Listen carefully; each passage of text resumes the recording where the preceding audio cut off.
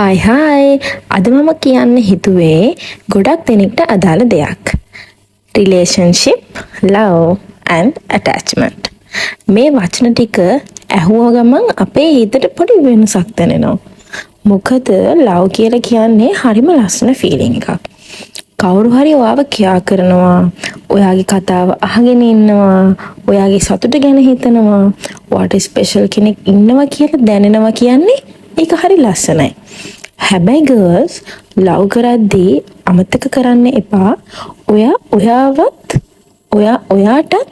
Love කරන්න ඕනේ, කියා කරන්න ඕනේ කියන එක. සමහර වෙලාවට අපි රිලේෂන්ෂිප් එකක් ඇතුලේ ඉන්නකොට අපිට අමතක වෙනවා අපි කවුද කියලා. අපි කලින් කරපු දේවල් නවත්තනවා, අපේ ඩ්‍රීම්ස් පෝස්ට්පෝන් කරනවා, අපේ යාළුවන්ව අත්හරිනවා, අපේ ෆැමිලි එකට අපි දෙන ටයිම් එක අඩු කරනවා. මොකද අපි හිතනවා එයා නැති වුණොත් මම තනි වෙයි කියලා. හැබැයි ඇත්තටම රිලේෂන්ෂිප් එකක් ඔයාගේ ලයිෆ් එකේ බියුටිෆුල් පාර්ට් එකක් වෙන්න ඕනේ තමයි. ඒක ඒත් ඔයාගේ මුළු ලයිෆ් එකම වෙන්න ඕනේ නැහැ.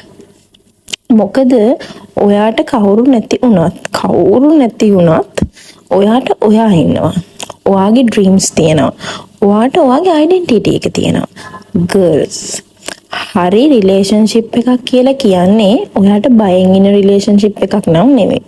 ඔයා මේක කරන්න එපා, ඔයා ඒක කරන්න එපා, ඔයා මේ වගේ අඳින්න එපා, ඔයා කවත් එක්කවත් කතා කරන්න එපා කියලා ඔයාගේ ෆ්‍රීඩම් එක නැති කරන එක ලව් නෙමෙයි.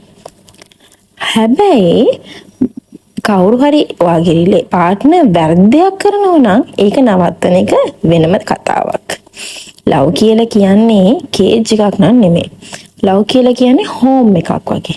හරියට ඔයා ලව් කරන කෙනත් එක්ක ඉද්දි, ඔයාත් එක්ක කතා කරද්දි ඔයාට සේෆ් කියලා ඒ ෆීලිං එක ඔයාට එන්න ඕනේ. ඔයාට ඔයාම වෙන්න පුළුවන් වෙන්න ඕනේ. ඔයාට වෙන කෙනෙක් වගේ ඇක්ට් කරන්න වෙනවා කියලා කියන්නේ මං නම් හිතන්නේ ඒක හොඳ ලව් එකක් කියලා. තව දෙයක් කියන්නම්. කවුරු හරි ඔයාට කියන වචන ටිකක් අහලා ඔයා හිතන්න එපා එයා තමයි හොඳම කෙනා කියලා. වචන කොහොමත් ලස්සනයි. හැම දවසෙම මම ඔයාව බලා ගන්නම්. මං කවදාවත් දාලා යන්නේ නැහැ. මට ඉන්නේ ඔයා විතරයි. මේ වගේ වචන අහන්න හරිය ලස්සනයි. හැබැයි රිලේෂන්ෂිප් එකකට ඇත්තටම බලන්න ඕනේ වචන නෙමෙයි. ඇක්ෂන්ස්. එයා ඔයාට රෙස්පෙක්ට් කරනවද? ඔයාගේ ෆීලිංග්ස් ගණන් ගන්නවද? ඔයා දුකින් ඉන්නකොට ඔයාට සපෝට් කරනවද? ඔයාගේ ඩ්‍රීම්ස් වලට යන්න එන්කරේජ් කරනවද? ඒව තමයි ඉම්පෝටන්ට්. මොකද ලව් එක කියලා කියන්නේ ලස්සන වචන විතරක් නෙමෙයි. ලව් එක ඇක්ෂන් වලින් පෙන්නනවා. ගර්ල්ස් ප්ලීස් කවදාවත් ඔයාගේ වර්ත් එක ප්‍රූව් කරන්න කෙනෙක් පස්සේ දුවගෙන යන්න නම් එපා. ඔයාට ආදරේ කියලා කියන්න කියලා, ඔයාව බලා ගන්න කියන්න කියලා, ඔයාව කියා කරන්න කියන්න කියලා, ඒව ඔයා කාගෙන්වත් පස්සෙන් ඉල්ලගෙන යන්න ඕන දේවල් නෙවෙයි. ඒව ඔයාට ඩිසර්ව් වෙන්න ඕන දේවල්. හරි කෙනාට ඔයාගේ වැලියු එක පේන්නන්න ඕනේ නැහැ. එයා ඒක දැනගන්නවා. තව දෙයක්. හાર્ට් බීට් එක ගැන. සමහර ගර්ල්ස්ලා හිතනවා එයා ගියා නම් මම ඉවරයි. මට ආයෙ ආදරයක් හම්බෙන්නේ නැහැ. මගේ ලයිෆ් එක මෙතනින් පස්සේ නැහැ. හැබැයි ගර්ල්ස් ඒක ඔයාගේ හිතට දෙන පේන් එක විතරයි. ඔයා හරියට ආදරේ නම් රිදෙන එක නෝමල්. අඬන්න පුළුවන්, මිස් කරන්න පුළුවන්. හැබැයි මේ පේන් එක ඇතුලේ නවතින්න නම් එපා. කවුරුත් ඔයාගේ ෆියුචර් එක අරන් යන්නේ නැහැ. සමහර අය අපේ ලයිෆ් එකට එන්නේ ලෙසන් එකක් දෙන්න. සමහර අය එන්නේ අපේ වැලියු එක තේරුම් ගන්න. සමහර අය එන්නේ ටෙම්පරරි. ඒක ඇක්සෙප්ට් කරන්න ඉගෙන ගන්න. තව ඉම්පෝටන්ට් දෙයක් තියෙනවා. රිලේෂන්ෂිප් එකකට යන්න කලින් ඔයාව හදාගන්න. මොකද බ්‍රෝකන් කෙනෙක්ට another person කෙනෙක් ඇවිල්ලා හීල් කරන්න බෑ. ඔයාගේ හැපිනෙස් එක වෙන කෙනෙක්ගේ අතට දෙන්න එපා. ඔයා හැපි වෙන්න ඕනේ ඔයාගෙන්.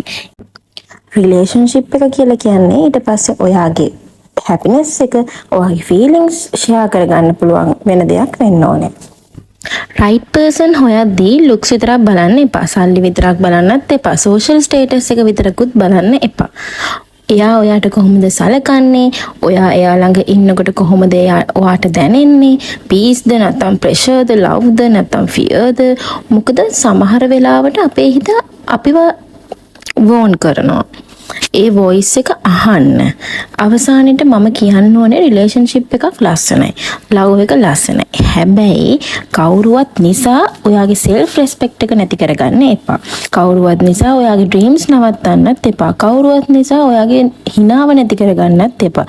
හරි කෙනෙක් ආවොත් ඒක ඔයාගේ ලයිෆ් එක කම්ප්ලීට් කරන්නේ නැහැ.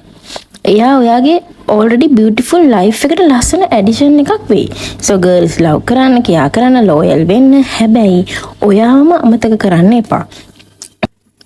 මොකද ඔයාට ලැබෙන හොඳම love story එක තමයි ඒ ඔයා. එහෙනම් අදට ගිහින් එන්නම්. අපි තවත් මේ වගේ වීඩියෝ එකකින් හම්බෙමු. ඔයාලා මට රෙකමන්ඩ් කරන්න ඔයාලා මොන වගේ වීඩියෝස් මගෙන් කැමති බලන්න කියලා. එතකොට මම ඒ වගේ vlogs දෙන්නම්.